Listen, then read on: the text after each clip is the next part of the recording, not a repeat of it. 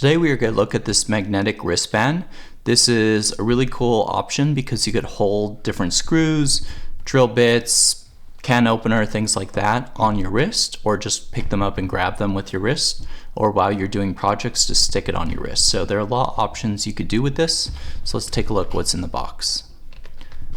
So I think this side, yep, this side, cut the tape on, let's pull it out. So you could see that it's this nice kind of heavy duty material, and then these are the magnetic components there, so they're just Velcro. Just unvelcro it, stick it on your wrist, Velcro it back on,